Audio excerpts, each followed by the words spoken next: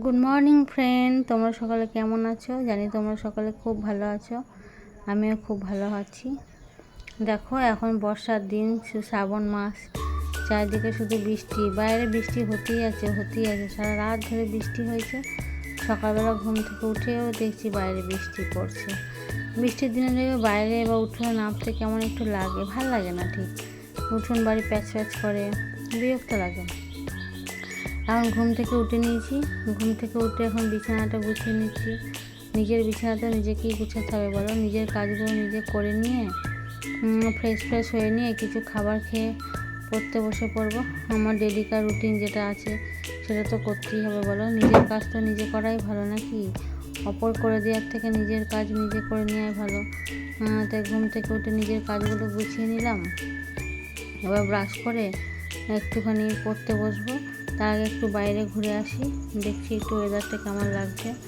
সে বাইরে চলে এসেছি, গ্রিলটা খুলতেই তো জানো সাঙ্গ পাঙ্গ আছে আমাদের কতই, দেখো দেখো চলে এসেছে সব কটা।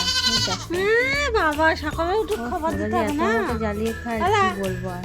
খাবার কোথায়? আমি এখন নিজেই খাইনি, ওদের বায়না মেটাতে আমি শেষ। শুধু ভালো ভালো খাবার কটি ডাকবে, বাপরে বাপ, ডাকলেই কেমন চলে আসছে। দেখো বাইরের ওয়েদারটা কেমন, ভিজে প্যাচ প্যাচ করছে বৃষ্টি। এদিকে পুঁই শাক গাছগুলো দেখো কত সুন্দর হয়েছে, দেখো বাইরে বৃষ্টি পড়ছে। পুঁই শাক গাছ ডেলি কাটছি, ডেলি বেড়ে যাচ্ছে, কত বাজারে নিয়ে যাওয়া হচ্ছে। পুঁই শাক এত বাড়ে কি বলবো। যাই হোক, কাজগুলো সেরে নিয়ে এখন বাইরেটা একটু দেখে সকালবেলা প্রকৃতিটা দেখে মনটা যাই হোক একটু ভালো লাগবে। বৃষ্টির দিনে ভালো লাগে না তো। আর দেখো আমি চটপটি করছি, চটপটিকে এখন খেতে হবে, বায়না মেটাতে হবে। বায়না যতক্ষণ না মেটানো হবে ওরা এখন দেখেই যাবে। দেখো সেটা দুইজন, ওর মা মারা গেছে তো, তারা খুব আদরে মানুষ, একটু আদর দিতে হয়, কি আর করা যাবে। মাঝে মধ্যে না, সবসময় আদর দিই আমরা সবাই। আর আমাকে যখনই দেখবে আমি বাইরে এসেছি, ও তো আগে ছুটে আসবে। আর এই দেখো ওইদিকে গাছে সুপারি হয়েছে, সুপারিগুলো একদম কচি, এখনো পাকেনি। বই নিয়ে বসে পড়লাম। এই যে স্যার কিছু হোমওয়ার্ক দিয়েছিল, কিছু বই থেকে হোমওয়ার্ক দিয়েছিল, ওই হোমওয়ার্কগুলো এখন করে নিচ্ছি। অনেক হোমওয়ার্ক দিয়েছে। দেখতে পাচ্ছ আজকে বুধবারে পড়া আছে, তাই করে নিলাম। এই যে হোমওয়ার্কগুলো করছি। কত একসাথে এত কি করা যায়, কিন্তু যতটুকু পারবো করবো, একসাথে তো বেশি খাওয়া যায় না। পড়া তো একসাথে যদি আমি অনেক পড়ে নিই, সেটা যে আমাদের মাথায় থাকবে সে আর কোনো কিন্তু ব্যাপার না। আমাদের যেটুকু মাথায় থাকবে, যেটুকু আমরা করতে পারবো বা নিতে পারবো, সেইটুকুই আমাদের করা উচিত। এটাই নিয়ম। এর অতিরিক্ত তুমি যদি কোনো খাবার বেশি খেয়ে নাও, তাও যেমন বদহজম হবে, বমি হবে। ঠিক পড়াটাও ততটাই। পড়া যতটুকু তোমার মাথায় নিতে পারবে তুমি ততটুকুই গ্রহণ করবে। তুমি জোর করে চেপে কিন্তু কোনো সময় কিছু করবে না, কারণ এতে হিতের বিপরীত হবে। দেখো আমি প্রত্যেকটা পড়া টুকটুক করে নিচ্ছি। আমি কোনো সময় বেশি করে পড়ি না, প্রত্যেকটা সাবজেক্ট একটু একটু করে ছুঁয়ে যাই, অল্প অল্প করে পড়ি, তাতে আমার ভালো মনে থাকে। আমি একবারে সব কিছু খাই না। আমি এখন হোমওয়ার্কগুলো করে নিচ্ছি। এক গাদা হোমওয়ার্ক দিয়েছে, যদিও আমি তো এতগুলো করতে পারবো না, যেটুকু আমার সামর্থ্য, আমার যেটুকু করতে ভালো লাগছে আমি সেটুকুই আপাতত করে আজকে বন্ধ করব। আবার দুপুরে বা রাতে আবার নিয়ে বসবো। এইভাবেই আমি এগোই, প্রত্যেক দিনের পড়াশোনা এইভাবেই আমি চালিয়ে যাই। আমার একঘেয়েমি কোনো কিছু পড়তে একদম ভালো লাগে না, বিরক্ত লাগে। এই হোমওয়ার্কটা হয়ে গেলে আমি অন্য কিছু পড়বো। আপার প্রাইমারির কিছু জিনিস দাগ দিয়ে রেখেছি, ওইগুলো আজকে পড়বো। আপার প্রাইমারিতে সব কিছু একদিনে ধরা হয় না, ইতিহাস, ভূগোল, পেডাগজি সব কিছু কিন্তু একদিনে পড়া যায় না, তাই আমি কিছু কিছু পড়ে নিই। একদিন এক একটা ধরি, যেদিন ভূগোল ধরি আর ইতিহাস ধরি, আর অন্য কিছু দেখি না। যেদিন ইংরাজি পেডাগজি ধরি, বাংলা পেডাগজি ধরি, এরকম করে পড়ি। এরকম করে তোমরাও পড়বে, তাতে মিক্সড সব কিছু ভালো থাকবে। আর কোনো জিনিস একঘেয়েমি পড়বে তো ভুলে যাবে, ভালো লাগবে না। সব কিছু অল্প অল্প করে পড়লে দেখবে মনটাও ভালো লাগবে, আর মনে হবে যে না, সিলেবাসটা টুকটুক করে এগোচ্ছে। আর যদি একদমই কিছু না ধরো না, তখন তুমি ভাববে বাবা আমার তো হলো না, কি হবে। ঠিক আছে, এবার আমি অন্য কিছু নিয়ে বসছি। আর দেখো এবার আমি চলে এলাম আপার প্রাইমারি বইটা নিয়ে। আমার সংস্কৃত হোমওয়ার্কগুলো হয়ে গেল করা। এবার আমি আপার প্রাইমারি বইটা নিয়ে বসলাম, জগন্নাথ জানা স্যারের। এই বইটা বেশ আমার পছন্দ হয়েছে। আমি এখান থেকে শর্ট কোশ্চেনগুলো করি, আর পেডাগজি ওই রীতা পাবলিকেশন ওই বইটা থেকে করি। আমার শর্ট কোশ্চেনগুলো বেশ এই বই খুবই ভালো লাগে, তাই আমি এগুলোই আপাতত শুরু করে দিয়েছি। আর দেরি করিনি, কারণ আমি জানি পরীক্ষার বিজ্ঞপ্তি যখন তখন দিয়ে দিতে পারে। কাউন্সিলিংটা দেখেছো তোমরা শেষের দিকে আপার প্রাইমারি হতে তো কোনো আর বাধা নেই, তাই আপার প্রাইমারি হয়ে যেতেই পারে, নোটিফিকেশান দিয়ে যেতেই পারে। নোটিফিকেশান দেওয়ার 2 মাস পর পরীক্ষা নেবে, তখন কি করব? আর সরকারের মতিগতি যে কখন কি হবে কেউ কিন্তু জানে না, বলো। সরকার আদৌ কি করতে চাইছে তোমরা তো দেখতেই পাচ্ছ। 11-12 যাদের ওয়েটিং তাদের নিয়ে কোনো কথাই বলে না, এমনকি যারা এমপ্যানেল হয়েছে তাদের তাও একটু সুরাহা হলেও নোটিশ দিয়েছে তাদের কাউন্সিলিং হবে, কিন্তু যারা ওয়েটিং তাদের নিয়ে কোনো গল্পই নেই সরকারের। আবার তো বৃহত্তর আন্দোলন হতে চলেছে 7 তারিখে, দেখা যাক কি হয়। খুবই চিন্তায় আছি গো। আমার মতো কারা তোমরা ওয়েটিং আছো একটু জানিও তো, কারা 11-12 ওয়েটিং আছো কোন কোন সাবজেক্টে, একটু অবশ্যই জানিও।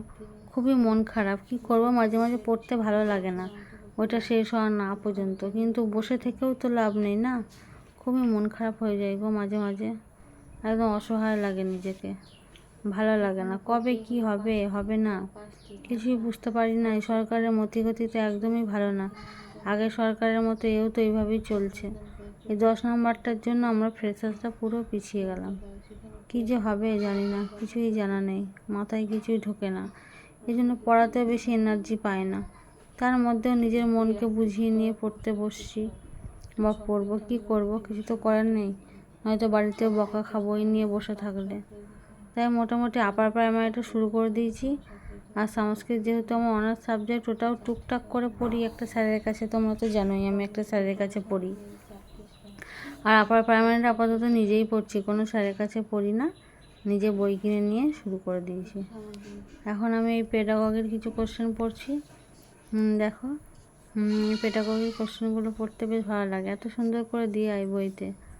দেখতে পাচ্ছ তো কত সুন্দর করে পেডাগগির কোশ্চেনগুলো করা আছে।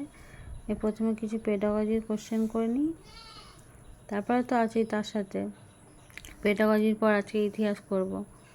এইভাবে আমি টুকটুক করে একটু একটু করে এগিয়ে যাচ্ছি, কারণ সময় বড়ই কম।